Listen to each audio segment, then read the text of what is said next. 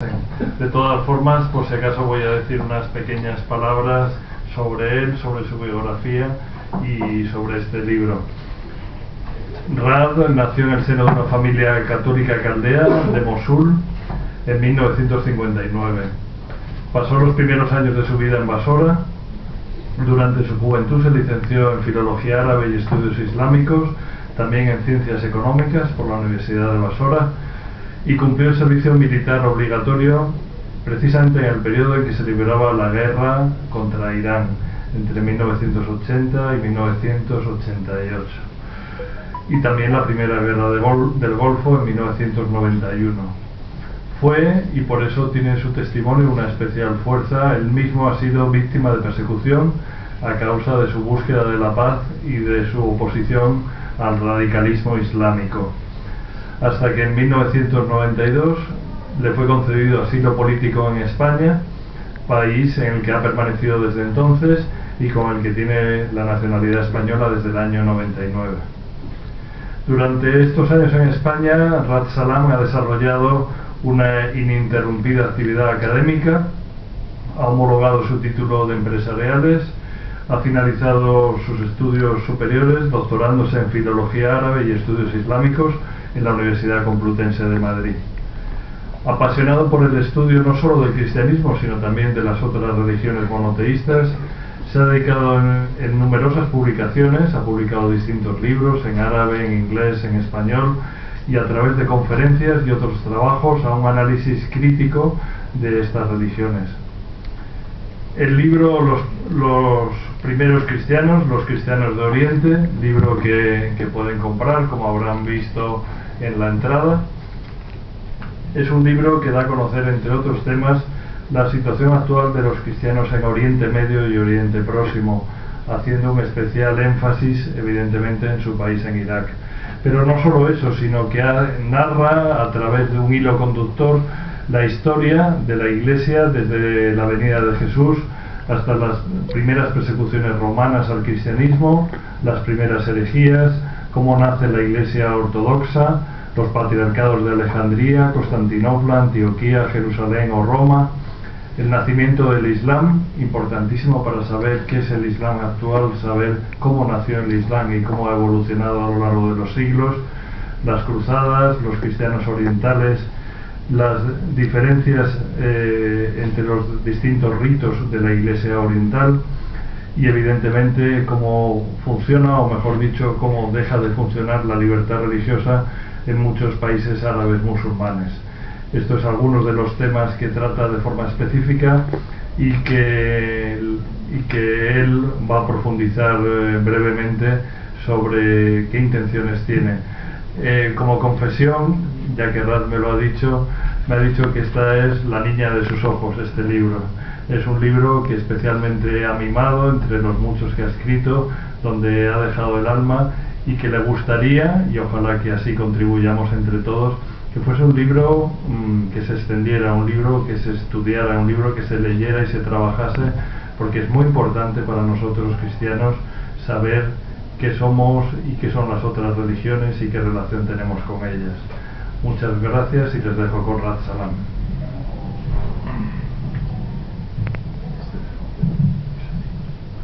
Muchas gracias, Javier, amigo y hermano en la fe, por esta magnífica presentación.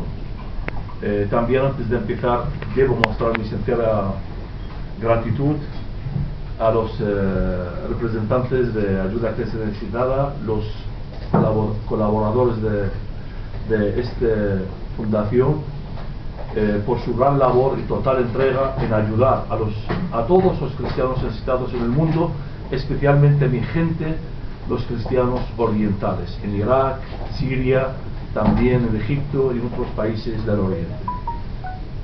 También debo mostrar mi sincera gratitud al mismo Dios por la vida y también por ayudarme a escribir este libro, y a todos ustedes por la presencia.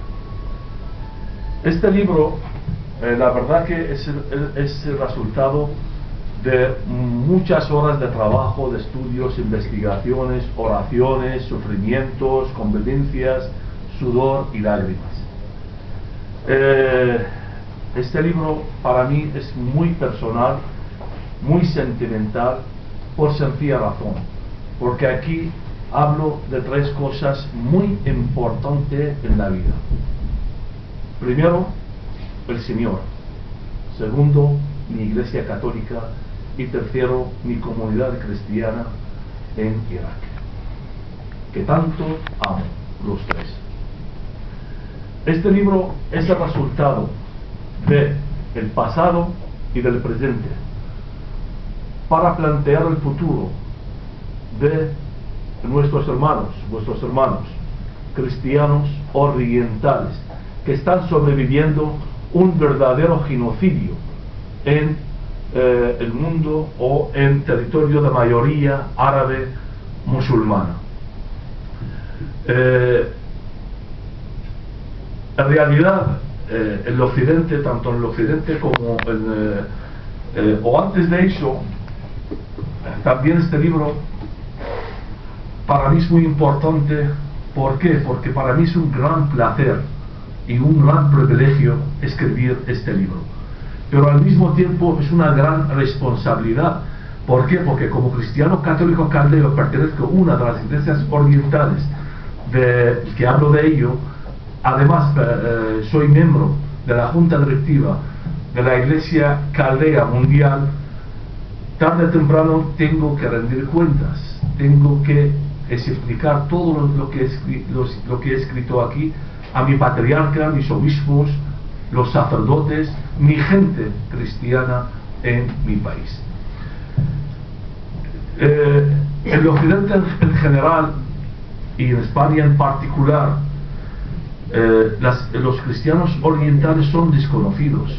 Nadie habla de ello, nadie conoce estas iglesias. Yo recuerdo hace más que 20 años cuando llegué aquí a España, no sabía hablar ni una palabra español. Estuve en trámite de convalidar mis títulos y buscar un trabajo. Empecé a trabajar como peluquero para aprender español. Pues muchísima gente, muchos amigos míos, profesores, catedráticos, periodistas e incluso sacerdotes, teólogos, me decían o me presentaban como árabe musulmán converso al cristianismo. O hasta algunos se hacía un cacao y decía que pertenecía a una secta caldea del oriente converso al cristianismo. Y algunos hasta me preguntaban: ¿cómo has conocido el cristianismo? Y yo la verdad, ante todo eso, me quedaba alucinado. Digo, pero ¿cómo son catedráticos, cómo son profesores y algunos hasta teólogos?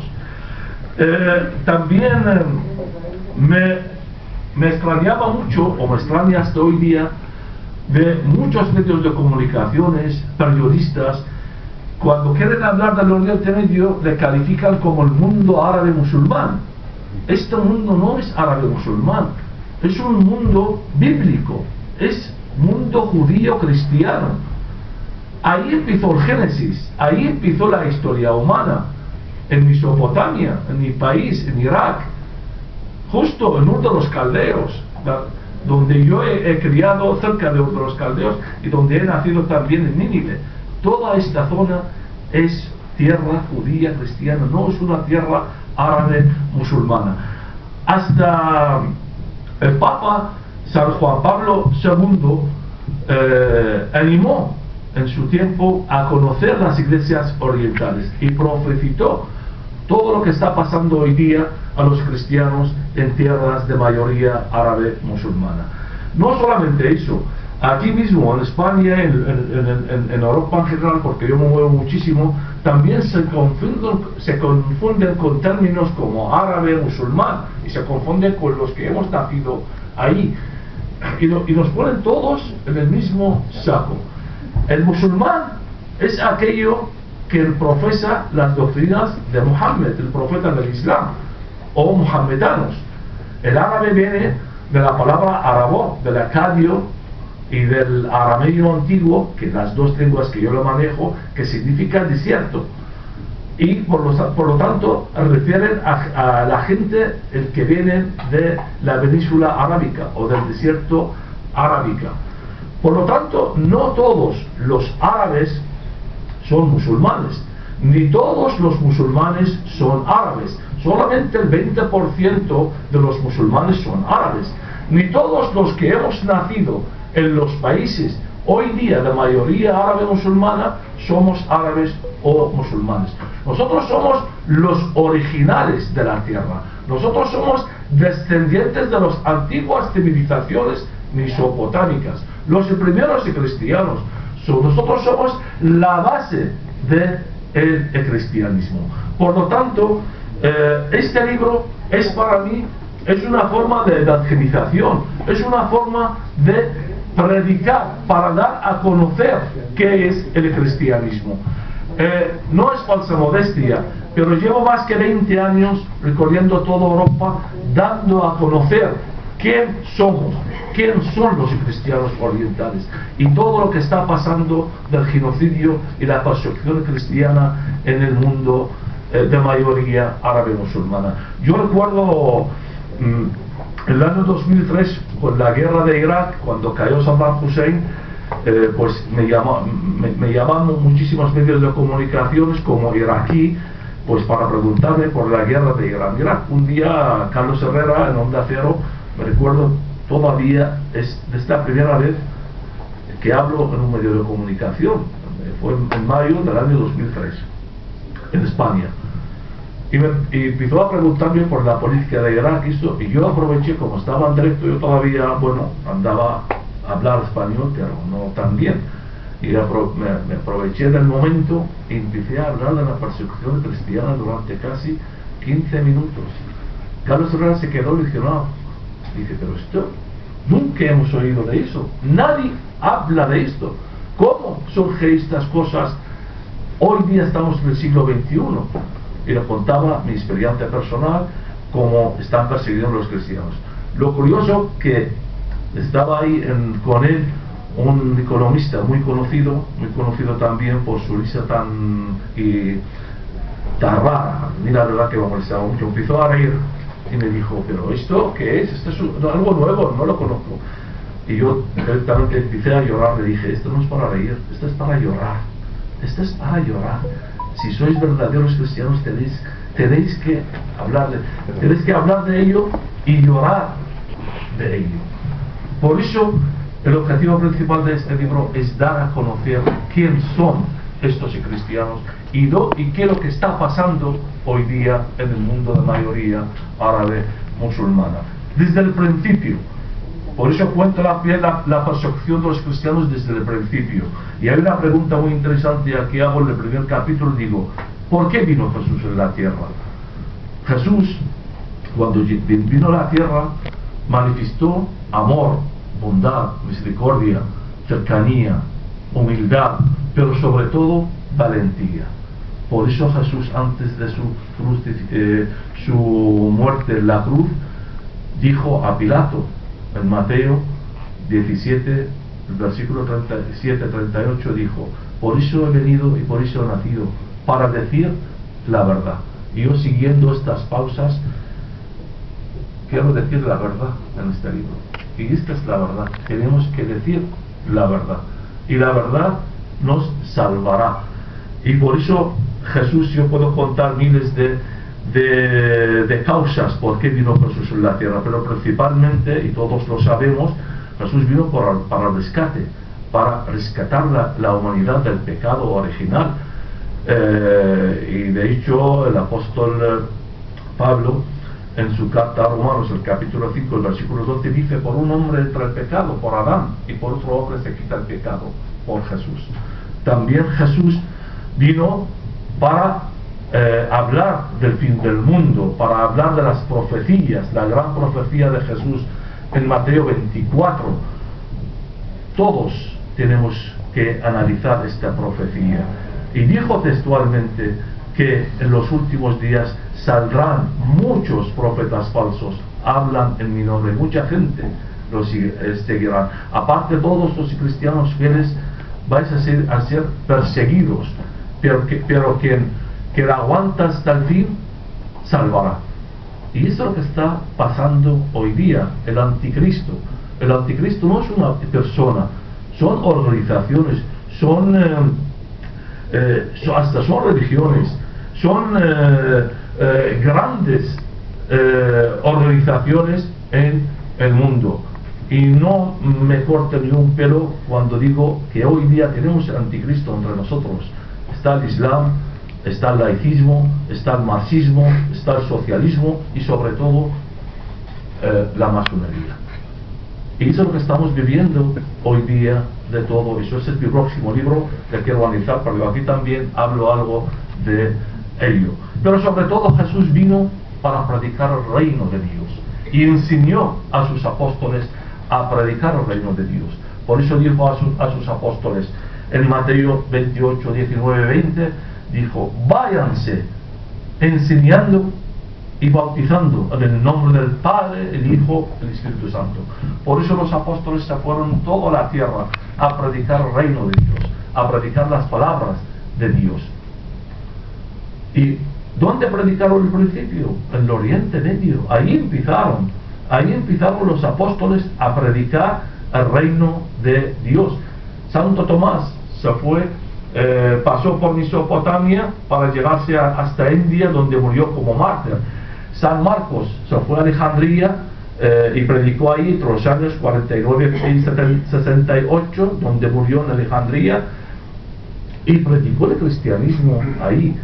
San Judas Tadeo y San Bartolomé pasaron por Turquía hasta Armenia y ahí predicaron el reino de Dios. San Juan a Turquía. San Pablo cruzó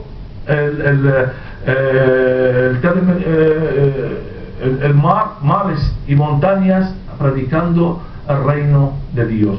Se fue a Siria, al Líbano, llegó hasta Chipre, Malta, Grecia y finalmente hasta Roma. San Pedro fue a Roma y así se extendió el cristianismo en todo el mundo. Las iglesias orientales en el primer siglo se dividieron en seis ramas principales. Son los asirios, los caldeos en Irak, los coptos en Egipto, los armenios en Armenia, los maronitas en el Líbano, y también los melquitas se extendieron entre Siria y Jerusalén. Y de eso hablo aquí en mi libro, perteneciendo a 4 patriarcas principales, que es la patriarca de Alejandría, Jerusalén, la patriarca de Antioquía y la patriarca de Constantinopla. Pero encima de ellos la patriarca de Roma, que ahí sale el Papa. Y de todo eso también hablo en mi libro. ¿Cómo fue la división del cristianismo? Porque en los primeros 2 siglos los apóstoles de Jesús predicaban las palabras de Jesús, predicaban el evangelio, el amor, el consenso, la convivencia. Nunca pensaban quién era Dios, quién era Jesús, porque todos estaban convencidos que de Jesús era Dios. Pero empezó la división con el primer padre de la iglesia, Florent Tertuliano. En el año 215 publicó un libro y menciona la palabra Trinidad, y ahí mencionó que Jesús tiene 2 naturalezas, la humana y la divina, y las 2 son juntas. 100 años más tarde, Ario sacó otra teoría sobre Jesús en el año 325 y fundó el arianismo y dijo: no, Jesús tiene solamente una naturaleza, es la humana. Pero la fecha clave en la cristianidad es el año 313, con la presunta conversión de Constantino. ¿Por qué digo presunta? Porque Constantino no hay ningún fundamento, no hay ninguna prueba que Constantino fue bautizado como cristiano. Su madre era Santa Elena, pero él no hay ningún fundamento que dice que Constantino se bautizó, pero era un buen político.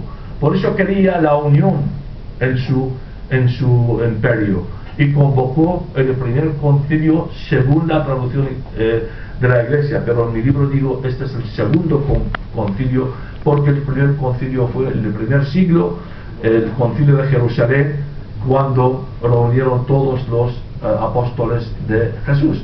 Y ahí, en el concilio de Nicea, pues con 200 obispos y con el Papa Silvestre en aquel tiempo, pues declararon el credo de la fe cristiana, que la fundó San Atanasio en su tiempo, que era el obispo de Alejandría, y define a Jesús como el verdadero Dios de un verdadero Dios. Pero no se quedó ahí, porque más tarde, el año 431, con el concilio de Éfeso, ahí nació otra iglesia, la nestoriana.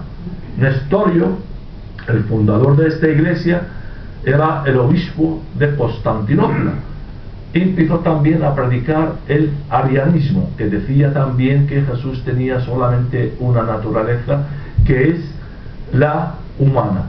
Se extendió sus enseñanzas en Mesopotamia y dividieron ahí los cristianos de Mesopotamia en cristianos unidos a Roma y cristianos nestorianos. Pero en el año 440 salió otra idea, que es el monofesismo, con el monje Eutequis en Alejandría. Y ahí dijo Eutequis, dijo no, que Jesús tiene solamente una naturaleza, que es la divina. Y así se dividió el cristianismo en toda la zona del Oriente. Luego llegó hasta el Occidente todas estas ideas. Pero la fecha clave es el año 451, con el Papa León I, cuando dijo en el concilio de Calcedonia, dijo y se puso ahí que la iglesia o los cristianos o Jesús tienen que creer que Jesús tiene dos naturalezas, la divina y la humana, y los dos van paralelos, y este es el misterio de la Trinidad. Y declaró que todas estas otras tendencias, otras ideas son herejes, y así fundó la Iglesia Católica. Por eso el cristianismo es muy importante en el Oriente, porque todo empezó allí, en el Oriente. Por eso nosotros somos los primeros cristianos. Los cristianos de Irak, los asirios y caldeos, ¿de dónde viene el nombre?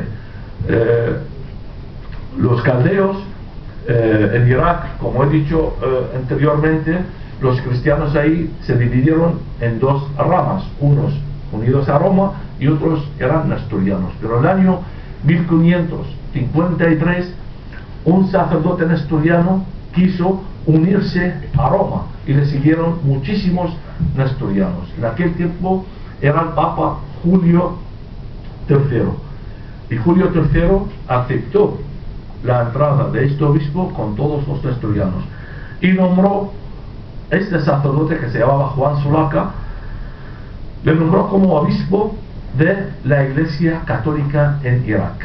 Y para diferenciar entre los católicos y los nestorianos, llamó a los cristianos católicos unidos a Roma la Iglesia Oriental Caldea, recordándose del imperio caldeo en Mesopotamia, o el imperio de Babilonia, el imperio de Nabucodonosor, que gobernó Irak entre los años 625 y 537 antes de Cristo.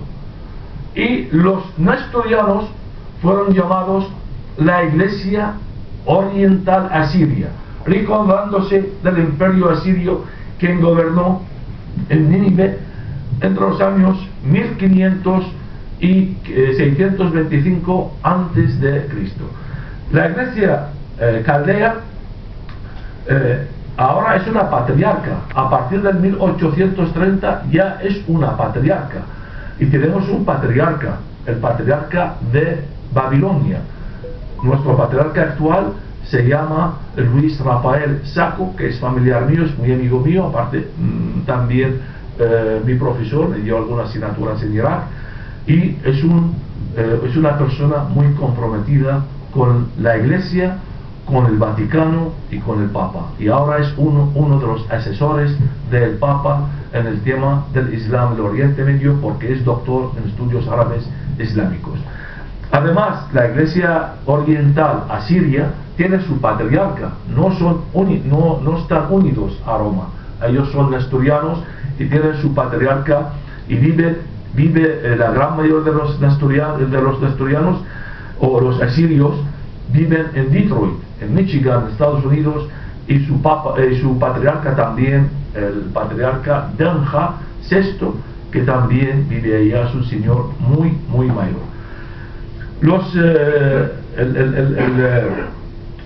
El Islam, o la presencia del Islam en el mundo de mayoría árabe musulmán de hoy día, o en Mesopotamia, en el Oriente, empezó a partir del siglo VII. Esta tierra, todos eran una tierra judía cristiana. Fueron, gracias a las conquistas del segundo califa ortodoxo Omar, conquistó Irak en el año 637, Damasco 638, Jerusalén 640, Egipto 641, y se extendió el Islam en todo el norte de África, y luego en 642 a Persia o Irán, y se extendió el Islam en toda Mesopotamia y el norte de África. Por el filo de la espada, el Islam se extendió en todas estas tierras, por el filo de la espada, conquistando estas tierras, obligando a su gente, a sus habitantes nativos, a convertir al Islam. Y quien no convertía, hay que matarle. Cuando llegó Omar ahí, le preguntaron a Omar, el segundo califa ortodoxo: aquí hay judíos y cristianos, ¿qué hacemos con ellos? Digo, aplicar la ley islámica. ¿Cuál es la ley islámica? Abrió el Corán, la sura 9, el versículo 29. Combatir contra todos aquellos que no aceptan el Islam como su religión, entre ellos los judíos y cristianos, y obligándoles a convertir al Islam. Si no, tienen que pagar el tributo. Y así empezó la persecución islámica. No es de ahora, desde aquel tiempo, desde el siglo VII, cuando entraron los musulmanes, ya a partir de ahí empezó la persecución musulmana contra los judíos y cristianos. Claro, algunos cristianos, el que no tenían para pagar el tributo, pues se convirtieron al Islam. Pero gracias a aquellos que aguantaron, que nosotros venimos de estas personas, el que pudieron pagar el tributo y aguantando hasta hoy día. Y gracias a ellos, por eso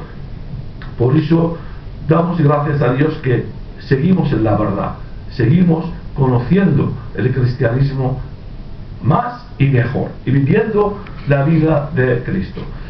Los coptos son los originales también de Egipto, porque la palabra cop viene del antiguo copto, también lengua que también lo manejo, la lengua natal, la lengua original de los egipcios originales, auténticos de la tierra.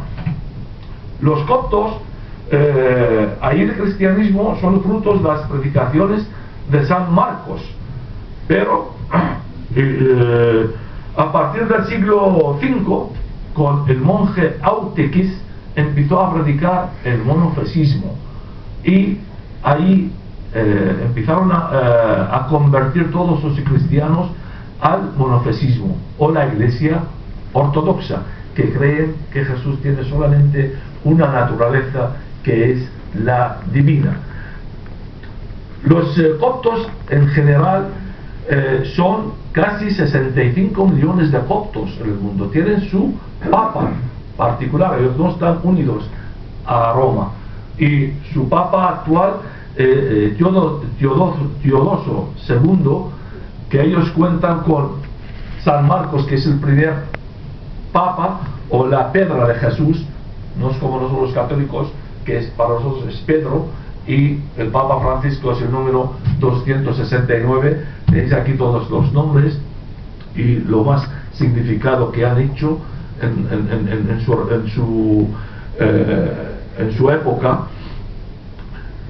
y por eso el Papa Teodoso es el número 114 de los papas de coptos en el mundo. Hay también coptos católicos, hay casi 200.000 coptos católicos gracias a las predicaciones de los misioneros católicos que se fueron a Egipto a predicar la Iglesia católica los finales del siglo XVIII, el principio del siglo XIX, y también el obispo de los cristianos coptos se llama Najib o Anton Najib, que es amigo mío, que yo lo conozco y he estado ahí viviendo con ellos. Los coptos han sufrido muchísimo porque desde la entrada de los musulmanes a Egipto han sido perseguidos.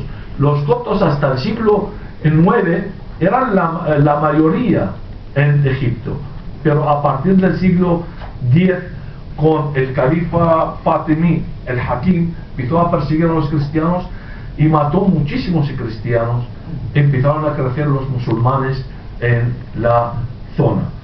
Los cristianos armenios son los frutos de las predicaciones de San Judas Tadeo y San Bartolomé. Al principio también eran ortodoxos, pero a partir del 1740 un obispo, el obispo de los cristianos armenios ortodoxos, que se llamaba Ibrahim Potros o Abraham Pedro, quiso la unión con Roma, y el Papa en aquel tiempo aceptó esta unión, y todos los cristianos de Armenia se convirtieron o se unieron a la Iglesia o al Vaticano o la Iglesia de Roma. Y hoy día también tienen un obispo, el obispo Nargis Pedro, porque todos los obispos llevan el nombre de Pedro, recordándose del primer obispo que se unió con Roma.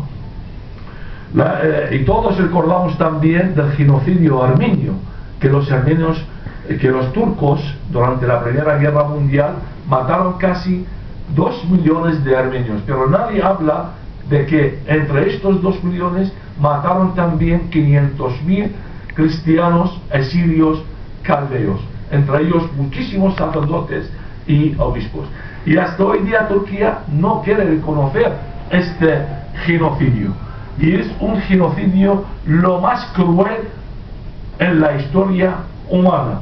Hablo de ello aquí, y nadie habla de ello, nadie dice nada de este genocidio. Todo el mundo habla del genocidio de los judíos en el mundo. Es verdad, hay que hablar también de ello, pero de estos cristianos, que son más que 2 millones, fueron asesinados, niños, mujeres y ancianos, en su tierra por los musulmanes. Estos nadie habla de ello. ¿Por qué? Por miedo del Islam y de los musulmanes. Nosotros todos los años, el 24 de abril, en Francia, en París, celebramos una conmemoración sobre recordando este genocidio armenio. Yo tengo el privilegio de que todos los años que me invitan a este congreso, y hablo también de ello, tengo algunas conferencias y algunas experiencias para contar, porque también he tenido el privilegio de traducir muchísimas experiencias de aquel tiempo en mi país, del arameo, del siriaco al árabe y al inglés. La iglesia maronita también una iglesia oriental, y Marón fue un monje cristiano del finales del siglo IV, el año 660 más o menos. El monje Marón estaba harto de tanta división dentro de la iglesia, y ¿qué hizo? Pues Marón cogió la Biblia y dice: me voy a subir a la montaña, hago una ermita y voy a leer las palabras de Jesús y aplicar las palabras de Jesús, porque no quiero saber nada de esta división dentro de la iglesia. Pero Marón no sabía que muchos cristianos le seguían ahí, y fundó una iglesia en aquel tiempo, se llama la iglesia maronita.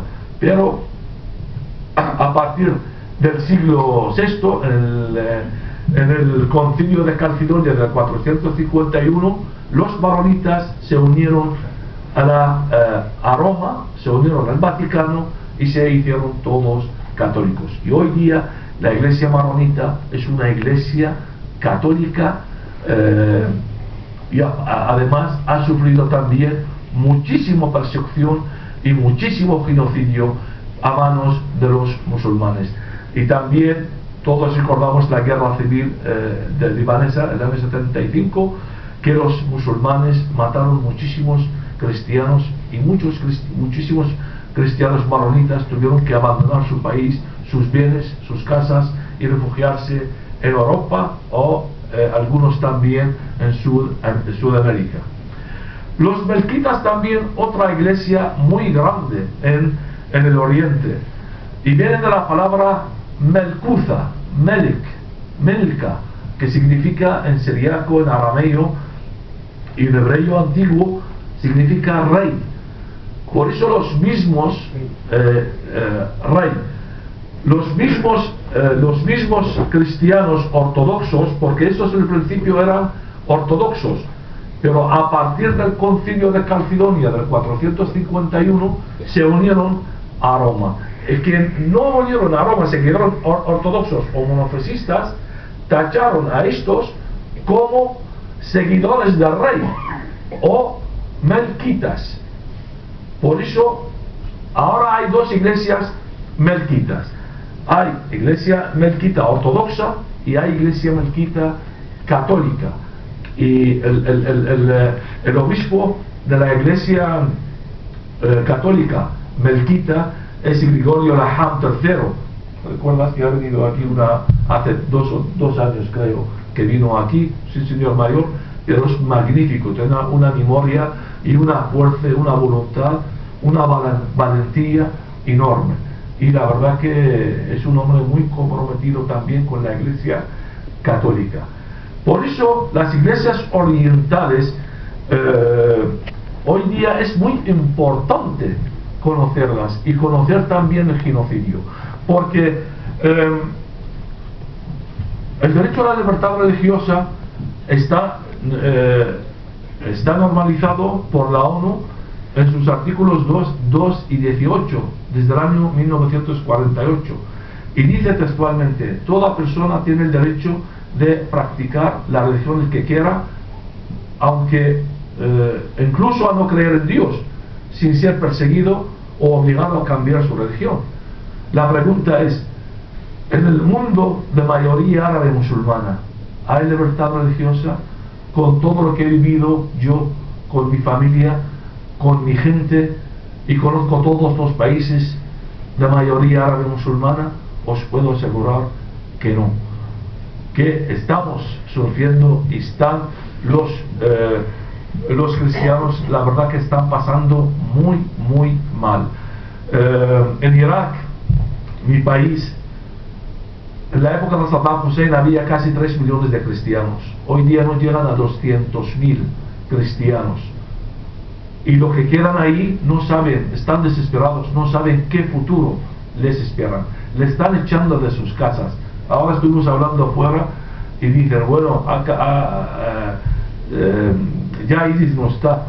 ISIS no ha acabado, porque ISIS, ¿qué es ISIS? ISIS son la gente fanática, el que viven ahí. O sea, todas las personas musulmanas fanáticas, el que viven ahí, son vinculados a ISIS.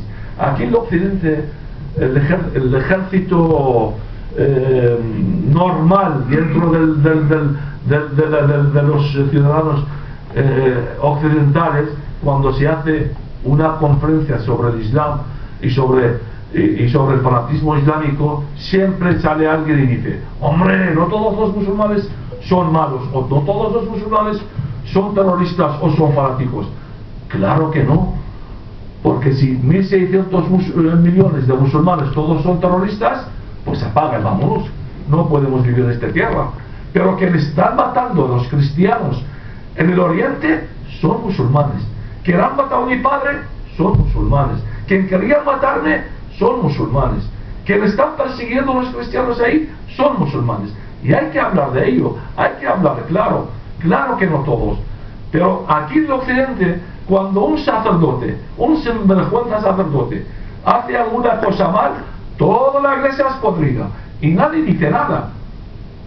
Pero cuando se habla del Islam, no todos los musulmanes son malos, son unos cuantos. Pues habla de los malos, habla de estos malos.